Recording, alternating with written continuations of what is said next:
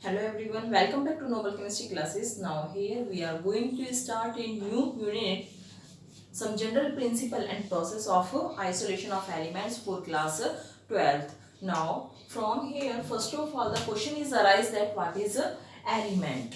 ये सबसे पहले हमें ये पता होना चाहिए कि एलिमेंट होता क्या है। तो हमने पढ़ा हुआ है कि जो मैटर है, अगर हम उस मैटर को क्लासिफाई कर सकते हैं दो स्टेट्स के अंदर।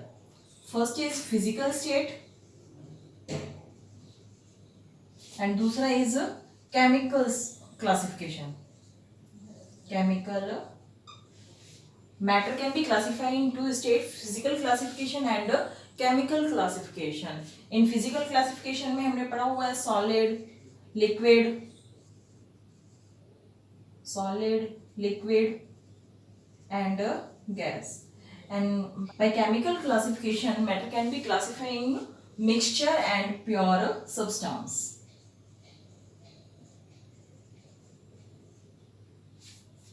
Pure substance, also there are two types of pure substance. One that is element and compound. Element and compound. Now element is that pure substance which cannot break it more. यानी कि यहाँ से जो element की definition है वो क्या निकल के आई कि element is a pure substance which cannot break it more. हम उसे ज्यादा और तोड़ नहीं सकते। और pure substance हमने पढ़ा, pure substance क्या, which is made up of only one kind of substance, जो केवल एक ही टाइप के substance से मिलकर बना होगा, that is pure substance. And element is that pure substance which cannot break it more, जिसे हम ज्यादा ब्रेक नहीं कर सकते। फॉर एग्जाम्पल के लिए जो हमारी पीरियोडिक टेबल है, तो उस पीरियोडिक टेबल्स के अंदर अप्रोक्सीमेट 118 एलिमेंट्स प्रेजेंट है। तो यहाँ जो एलिमेंट्स है कुछ तो मेटल है, कुछ क्या है, मेटल, कुछ नॉन मेटल भी है एंड कुछ क्या है, मेटेलॉइड्स भी है। Now element, there are three types of elements, metal, non metal and metalloids. अब now in this chapter we will read about metals. हम मेटल्स के बारे में पढ़ेंगे कि कैसे हम मेटल को एक्सट्रैक्ट करते हैं, मिनरल्स क्या होते हैं और क्या होते हैं, कुछ मेटलर्जी टर्म और पढ़ेंगे, गैंग, किस तरह से मेटल्स को प्योरीफाई किया जाता है। So let's we start today's topic from elements.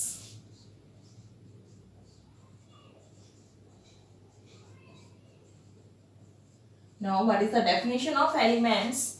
Element is the pure substance. Element is the pure substance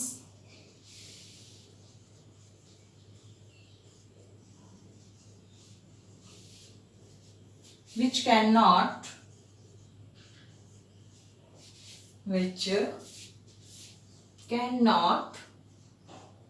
break it more. In periodic table,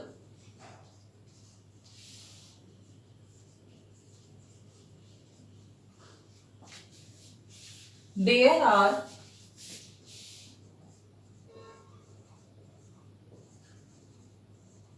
about 118 elements are present. Elements are present.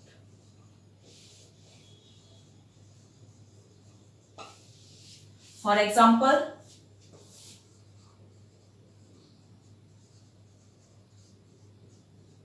Hydrogen, beryllium, carbon, है ना, ये सारे के सारे क्या हमारे पास elements हैं। And now types of elements, types of elements. Now from here there are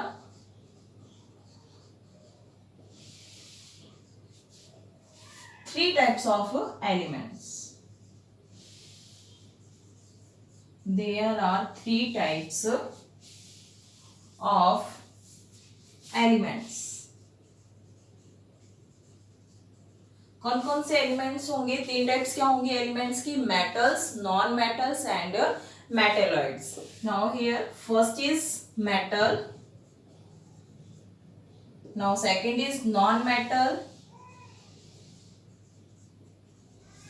and now third is metalloids.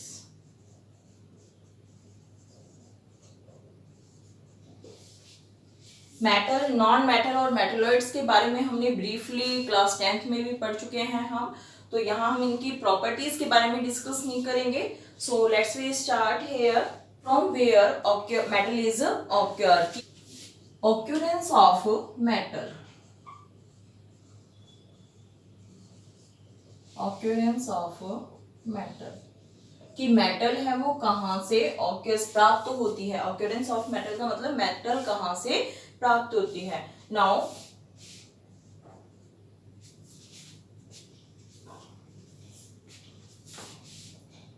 In nature metal occur in two state, occur in two state.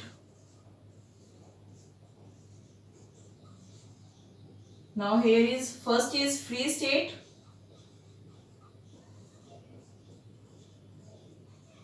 and the second is combined state.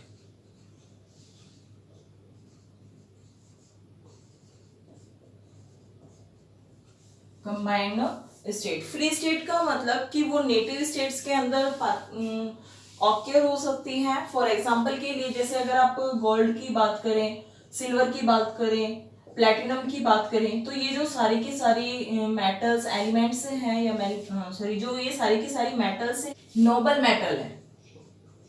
These are noble metals. Noble metals because they are stable in the free states. तो ये free states के अंदर occur होती हैं. लेकिन कुछ metals जैसे zinc है वो जिंक ब्लेंड की फॉर्म में ऑक्योर होता है. Zinc blende. Now here zinc is combined with sulphur to form zinc sulphide. Now this is a combined state and Al2O3 here aluminium oxide. Now the another name of this is corundum. Here aluminium is combined with oxygen, it occur in the form of Al2O3 that is aluminium oxide या फिर corundum. तो यहाँ पे भी ये जो zinc है, aluminium है, ये मेटल्स कैसे हैं? ऐसी मेटल्स हैं जो हमेशा किसके साथ, किसी भी एलिमेंट के साथ कंबाइंड स्टेट में ऑक्योर होती हैं.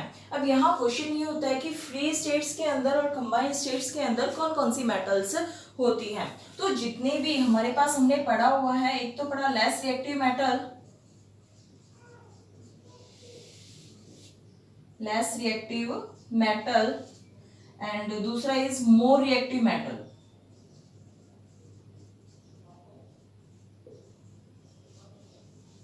जो लेस रिएक्टिव मेटल्स होती हैं वो हमेशा कैसी मेटल्स होती हैं? नोबल मेटल्स होती है. और नोबल मेटल होने के कारण हमेशा किस स्टेट्स में पाई जाती हैं? फ्री स्टेट्स के अंदर ऑक्योर होती हैं.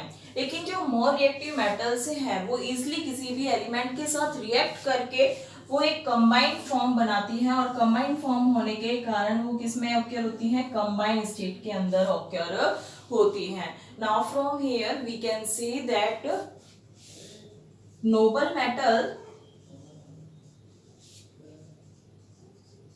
noble metals like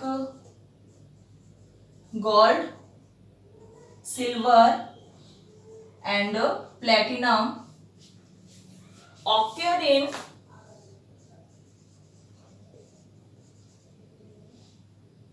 free state, but more reactive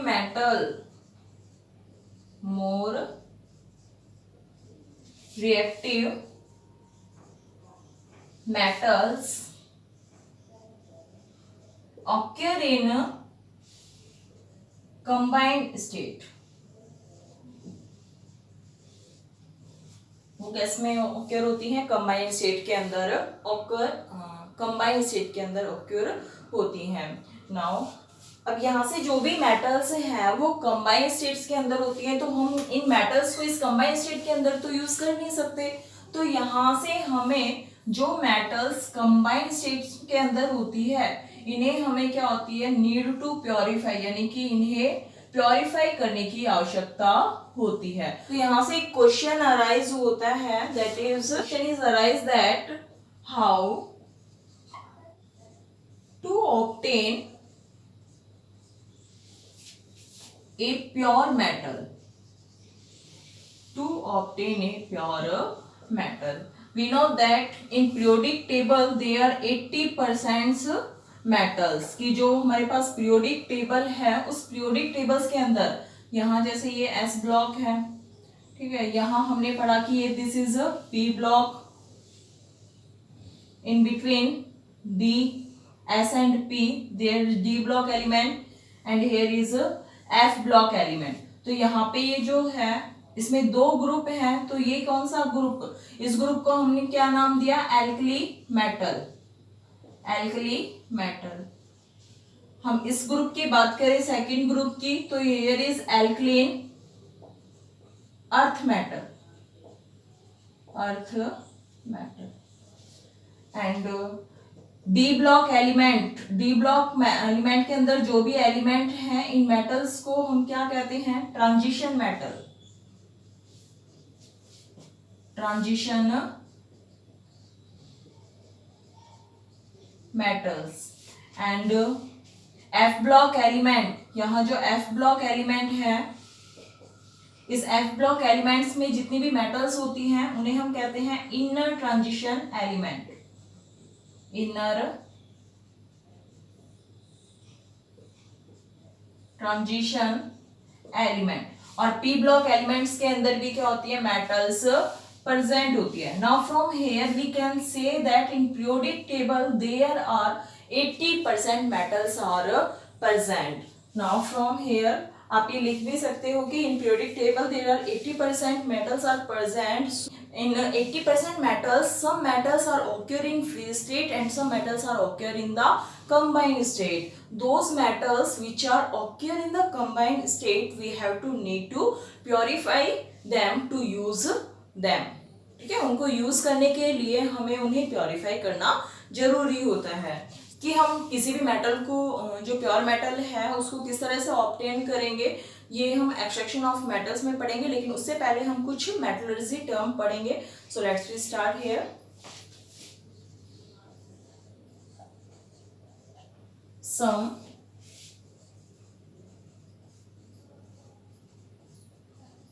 important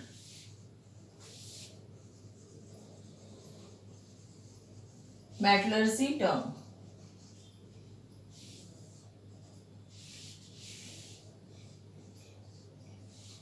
हम कुछ मेटलर्जी टर्म पढ़ेंगे, वो मेटलर्जी टर्म है क्या, first is mineral, second is ore and the third is gang.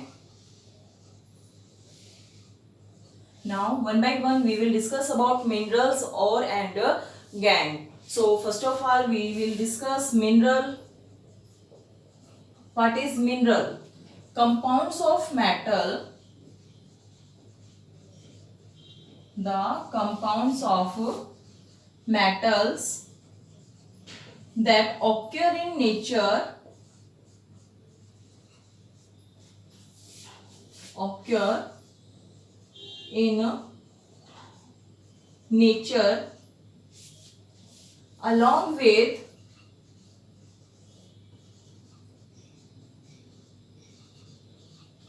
rocky and other impurities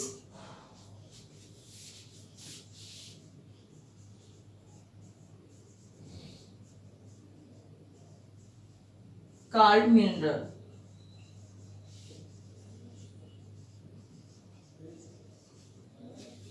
It may or may not give profitable extraction. Minerals क्या है? The compounds of metals that occur in nature, metals के वो compound जो nature के अंदर ऑक्यर होते हैं। अब यहाँ से जो क्वेश्चन है वो क्या है कि कंपाउंड्स, आप सबको पता होगा कंपाउंड्स क्या होता है? Compound is that pure substance which is made up of two और मोर एलिमेंट्स, जो दो या दो से ज्यादा एलिमेंट से मिलकर बना हुआ होता है, उस प्योर सब्सटेंस को हम क्या कहेंगे? कंपाउंड कहेंगे। दैट ऑक्यर इन नेचर कह रहा है कि जो मेटल्स के कंपाउंड हैं वो जो नेचर में प्रेजेंट होते हैं, मतलब ओक्योर होते हैं along with Rocky and other impurities, तो उनके अंदर कुछ ना कुछ इम्प्योरिटीज प्रेजेंट होती है, जस्ट लाइक एज रॉकी या फिर अर्थली इम्प्योरिटीज एंड कुछ भी इम्प्योरिटीज जो उनके साथ प्रेजेंट होगी उसे हम क्या कहेंगे? मिनरल कहेंगे। इस मिनरल में से मेटल को एक्सट्रैक्ट करना, निकालना वो लाभदायक हो भी सकता है या फिर नहीं भी। फॉर एग्जाम्पल के लिए प्रॉफिटेबली का मतलब कि भाई उसको बिना कम खर्चे में हम उस मिनरल में से मेटल्स को एक्सट्रैक्ट कर लें, लेकिन हो सकता है कि हमें उस मेटल को एक्सट्रैक्ट करने में बहुत ज़्यादा खर्च करना पड़े, तो वो प्रॉफिटेबल होगा ही नहीं। तो यहाँ से हमने क्या कहा कि जो मिनरल है इट मे और may not be profitable extraction, यानी कि यहाँ से मेटल को एक्सट्रैक्ट करना प्रॉफिटेबल हो भी सकता है और नहीं भी हो सकता। Now our next is ore.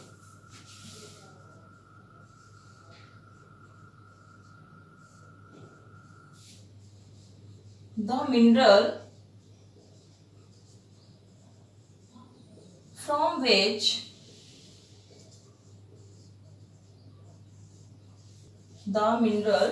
which a metal can be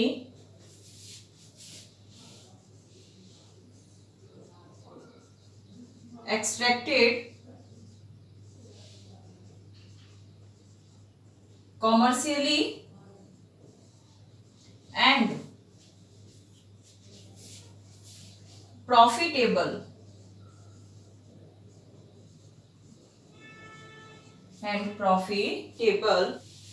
is called ore.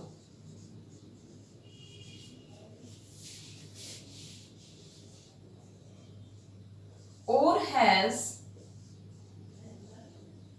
appreciable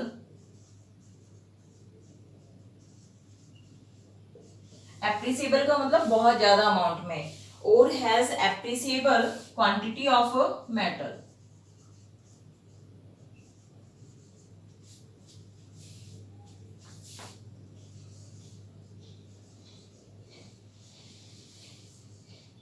quantity of metals की जो और है, द मिनरल फ्रॉम विच, जिसमें से वो मिनरल्स, यानी कि जो और मिनरल तो हमने क्या कहा? मेटल का वो कंपाउंड है जिसके अंदर इम्प्योरिटीज प्रेजेंट होती है, लेकिन वो क्या है हमारे पास? वो मिनरल जिसमें से मेटल को एक्सट्रैक्ट करना बहुत ही ज्यादा कमर्शियल और प्रॉफिटेबल हो, उसे हम क्या कहेंगे? ओर कहेंगे। इट मीन्स कि जो ओर है उसके अंदर जो मेटल्स है आपकी, उसकी क्वांटिटी बहुत ज्यादा होगी।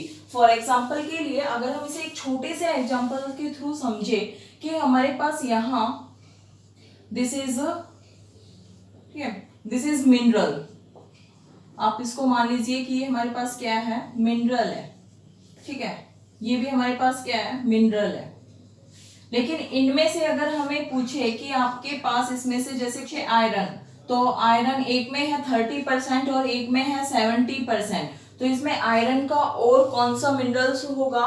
ये दोनों के दोनों क्या है? मिनरल तो है आयरन के, लेकिन इनमें और कौन सा होगा जिसके अंदर मेटल सबसे ज्यादा प्रेजेंट होगी? मिनरल्स के कौन से उसमें मिनरल्स में आयरन सबसे ज्यादा प्रेजेंट है? 70% वाले में, इसमें 70% क्या मेटल्स है, तो this is the ore of iron, but minerals both are minerals of irons. Let's